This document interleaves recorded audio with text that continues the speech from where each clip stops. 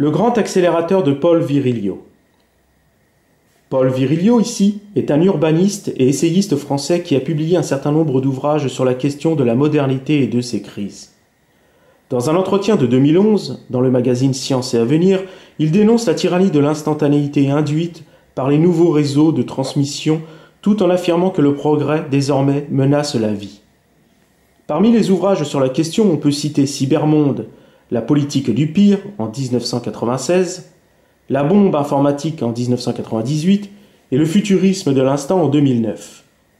Bien d'autres ouvrages sur des thèmes aussi variés que le sport, l'architecture et l'art viennent étoffer la pensée de notre auteur. Paul Virilio a donc analysé les instabilités de notre époque avec un regard solide, rigoureux et surtout aguerri. Tout bon lecteur pourra profiter de sa manière de capter et de relater le caractère insidieux et traître de la modernité technique. En effet, compte tenu de ses compétences en architecture et en urbanisme, il offre un point de vue beaucoup plus structurel des problématiques liées à la modernité. Bien qu'inconnu du grand public et fort peu évoqué par nos contemporains, il intègre cette pensée française avec je ne sais quoi d'efficace qui se distingue essentiellement dans sa capacité à formuler des concepts en les structurant comme des ceintures d'historicité singulière. Nous verrons donc avec ce premier ouvrage, avant d'en aborder d'autres, comment notre auteur a entrepris la dissection des crises économiques du point de vue de l'architecture illuministe, c'est-à-dire de cette science théologico-philosophique et technique de la lumière et de sa vitesse. En ce qui concerne la pensée de notre auteur, le lecteur infatigable pourra retrouver chez des auteurs comme Michel Clouscar et Michel Bounan, pour ne citer que ces deux-là, des schémas de pensée comparables et qui sous bien des aspects se confondent. Bien entendu, la logorée qui est la sienne n'est pas nouvelle, mais elle n'est pas non plus ordinaire. Il faut tout de même spécifier que Paul Virilio manie les concepts avec une phraséologie bien particulière, composée d'un vocabulaire aussi techniciste que philosophique, ainsi que théologique, compte tenu de sa conversion au catholicisme en 1950. Le lecteur attentif remarquera à ce propos les nombreuses références religieuses qui appartiennent davantage au savoir spécifique qu'au savoir ordinaire. En la matière, notre auteur surprendra certainement le lecteur, athée habitué au langage techniciste. Paul Virilio entame donc son analyse en évoquant cette distanciation qui se creuse depuis la seconde partie du XXe siècle entre une histoire traditionnelle de l'humanité et une histoire hystérisée de l'humanité. Les mots de Winston Churchill à la page 16 ici, « Si nous laissons éclater une querelle entre le passé et le présent, nous découvrirons que nous avons perdu l'avenir », préviennent de cette fracture mémorielle qui est en train de désolidariser l'humanité de son passé. Paul Virilio insiste sur le caractère de l'instantanéité de l'histoire événementielle qui surgit et qui disparaît aussitôt.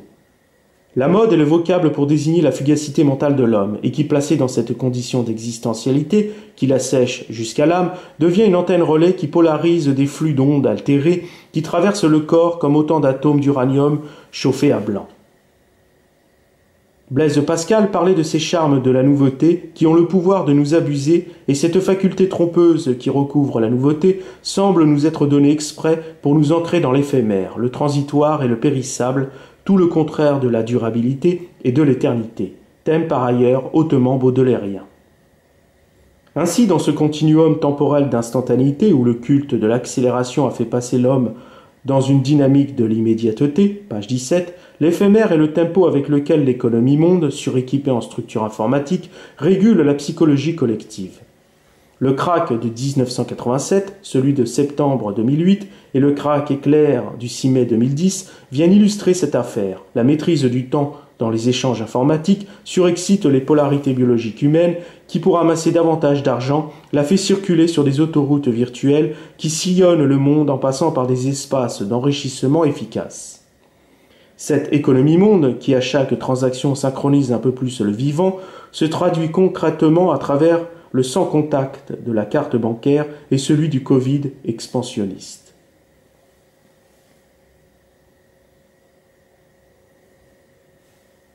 Ce contact d'un nouveau type que Paul Virilio aurait pu développer s'il avait vécu plus longtemps ressemble étrangement à ces atomes d'uranium-235 qui traversent tout sur leur passage à une vitesse proche de celle de la lumière et qui instantanément mélangent l'invisible et le visible tout en altérant la matière organique, c'est-à-dire le vivant. La Terre est désormais devenue un immense four à micro-ondes qui surchauffe une humanité déjà en proie au réchauffement climatique. C'est l'ère de l'homme digital qui dirige son index sur toutes sortes d'écrans tactiles dévoués à son confort terrestre. A l'inverse, sur le haut plafond de la chapelle Sixtine, le doigt endormi d'Adam attend que le doigt vigoureux du Tout-Puissant achève son œuvre. Ce cas contact illustre à merveille le trait d'union entre le visible et l'invisible, la matière et l'esprit. En somme, le regard au ciel est l'infini à portée de doigt. L'Adam de Michel-Ange préfigure l'homme impassible devant l'éternité.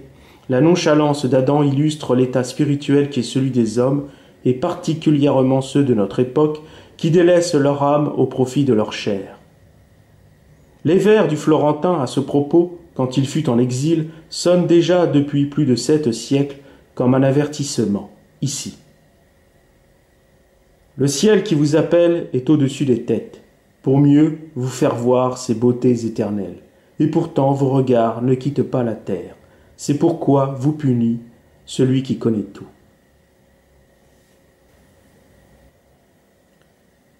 L'énorme décalage horaire trouve aujourd'hui son symbole dans le grand anneau technologique du CERN, qui permet la collision de particules élémentaires en vue d'obtenir ce que les scientifiques nomment le boson de Higgs, ou plus communément appelé la particule de Dieu.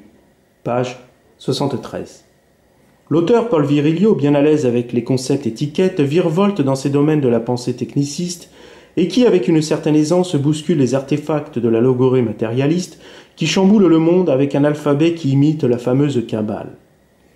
Selon cette vision, le CERN serait un chaudron magique dans lequel les hommes de science travaillent à faire émerger le hadron, page 35, sorte de dieu primitif qui sonne comme un dieu antique. La science qui profite de son pouvoir est l'hadronthérapie. Ces ions, c'est-à-dire ces atomes ou ces molécules qui portent une charge électrique, ont une très bonne balistique et permettent un ciblage très précis. Cet illuminisme techniciste de la lumière se retrouve désormais dans tous les environnements du progrès matérialiste, et qui, pour le sémiologue, peut s'apparenter à un culte solaire tardif. Page 35. À ce propos, les symboles attachés au CERN révèlent cet illuminisme dont parle Paul Virilio.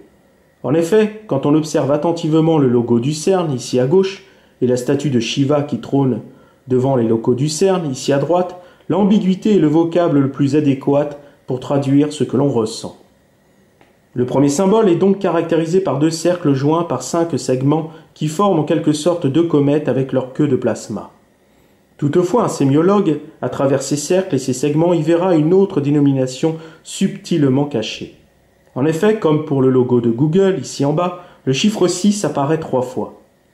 Et bien que cette explication appartienne à l'interprétation et à la supposition, elle n'en demeure pas moins pertinente si l'on considère les propos de Paul Virilio concernant les menaces qu'engendre le progrès.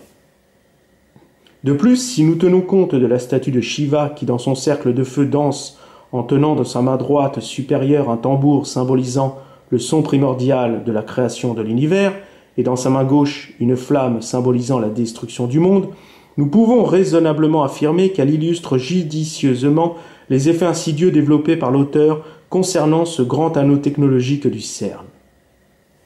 Sans m'attarder sur cet aspect-là, le lecteur attentif aura tout de même perçu la charge ésotérique qui s'y dissimule, et qui, contrairement aux profanes qui admireraient la statue qui trône au-dessus de la fameuse colonne de la Bastille, à la condition bien sûr que sa vue puisse atteindre cette hauteur, y verra bien plus qu'un simple adolescent ailé, et il en fera cas pour expliquer ce qui a motivé en creux la révolution qui a fait tomber la monarchie. Pour en revenir à notre sujet, cette météopolitique du temps, nous dit Paul Virilio à la page 37, est une arche de l'instantanéité du mouvement qui facilite au cœur des machines la circulation de l'information énergétique. Finalement, les délais nécessaires à la réflexion sont bousculés par les performances des supercalculateurs voués à transformer la dilatation en instantanéité, laquelle, à son point de performance la plus élevée, devient anticipation ou prévision. À l'échelle des particules subatomiques, la chose est entendue. Le tempo énergétique de ce niveau de réalité permet aujourd'hui à l'homme de contracter le réel. En effet, la maîtrise du temps microscopique, grâce aux composants électroniques, permet à l'humanité de déléguer des tâches de contrôle de l'énergie et de la matière, et qui, coordonnés, permettent la réalisation de projets plus ascensionnels où seul le poste de pilotage est encore laissé à l'homme jusqu'à ce que l'intelligence artificielle prenne corps. De tels dispositifs accélèrent la réalité commune, page 42. La vie sous sa forme la plus pratique et sociale est redéfinie par une accélération des mouvements et des faits. Indubitablement, cette orchestration du temps désoriente les consciences qui, pour s'adapter, doivent perpétuellement s'approprier les mises à jour du système tout en collant leur rythme cardiaque et émotionnel à celui de la machine. En un mot, s'automatiser. Autrefois, nous dit Paul Virilio à la page 45, en se référant à la règle de saint Benoît de Nursie et au système calendaire de l'historicité chrétienne, la vie ordinaire était transfigurée dans l'adoration au Saint-Sacrement, tandis que les cloches des églises, à l'instar du coq qui dévouait son chant au lever du soleil, sonnaient la présence du sacré. Ce temps de la foi dans le ciel enraciné dans la terre par des millions de mains qui ont ensemencé des graines bénies par des mains de prêtres était une dynamique de la sédentarité où dominait le temps de la communion dominicale. Paul Virilio parle de temps monastique, page 63, un temps dédié au détachement, au silence, à la solitude, à l'infini. Jean-François Millet et Claude Monet ont témoigné de ce temps qui inlassablement et tranquillement passe, non parasité par les activités furieuses des hommes. En effet, les séries de paysans et de ciel, de mer et de terre, ici, ramènent à ce temps pétrifié qui ne bouge qu'au mouvement des feuilles et de l'eau qui, dans ses lits, traverse les terres pour aller se joindre aux grands océans, qui, lors des grandes tempêtes, manifestent seuls le temps furieux. Les toiles de Millet et de Monet appellent à la contemplation et à la piété du corps et de l'âme. Et parmi bien d'autres représentations, tout aussi authentiques et paisibles, qui ont pris à la nature ses couleurs les plus inimitables, elles ont su dévoiler au regard les élans intimes de cette nature orchestrée par le temps. Toutefois, selon Blaise Pascal, il peut y avoir vanité dans la peinture lorsqu'elle attire à elle l'admiration pour la ressemblance des choses dont on n'admire point les originaux. Toutefois, les toiles dont on parle témoignent d'un passé qui aujourd'hui a été remplacé par des masses de béton dans lesquelles règnent des populations ensauvagées et étrangères aux mœurs françaises. Cet axe d'élévation est désormais remplacé par un acte de communion de l'instantanéité permanente à travers les réseaux sociaux. Dans cette logique de la communication mondialisée, les individualités sont instantanément sollicitées pour propager le scandale. Les stimuli d'accroche et de captation des esprits, déjà bien analysés par Bruno Patino dans son ouvrage « La civilisation du poisson rouge », ici, verrouillent l'attention de l'individu tout en excitant les pulsions sensitives qui accroissent le stress. Page 68.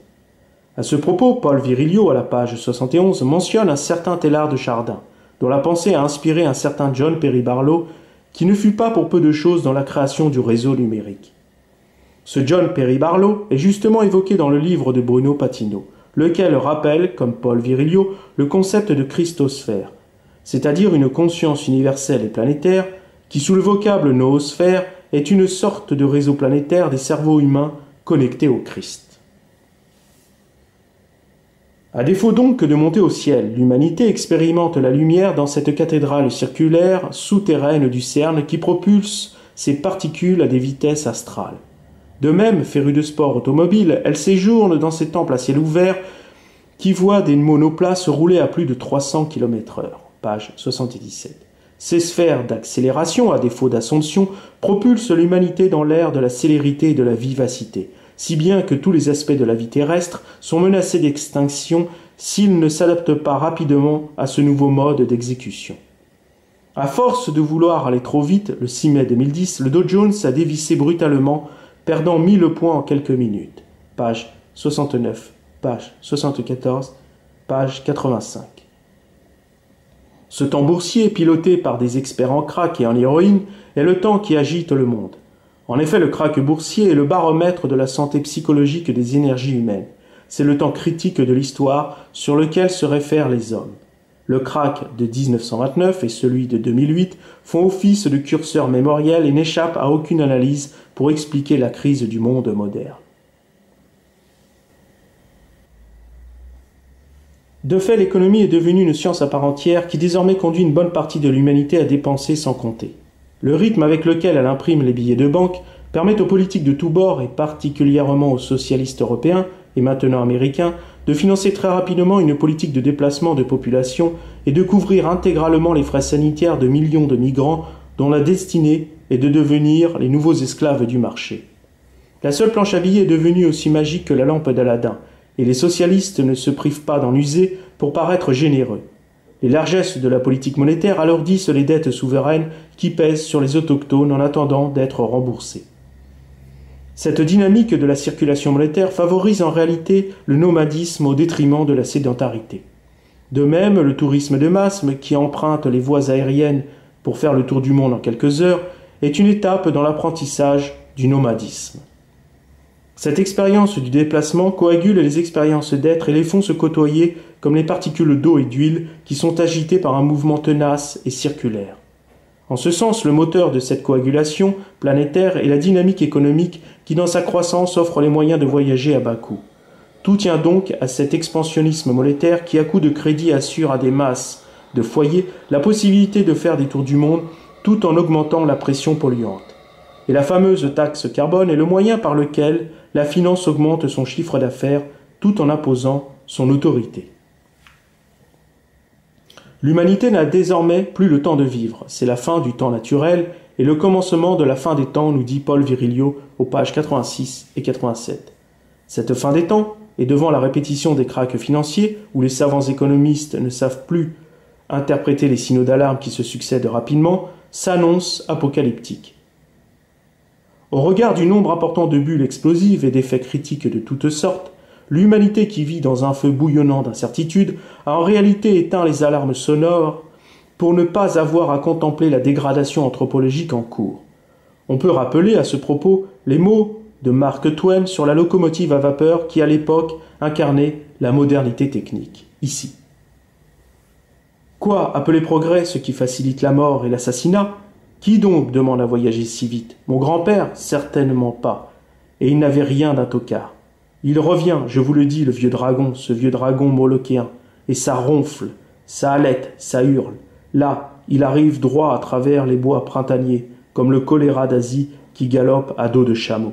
Écartez-vous, voici venir l'assassin officiel, celui qui monopolise la mort. Ces mots sonnent en parfait accord avec la pensée de notre auteur. On voit ainsi se dessiner la critique du progrès, et qui, depuis la locomotive à vapeur qui traverse la campagne en hurlant, jusqu'à l'avion à réaction qui franchit le mur du son, ne permet plus à l'homme de jouir authentiquement de la nature et du temps qui passe.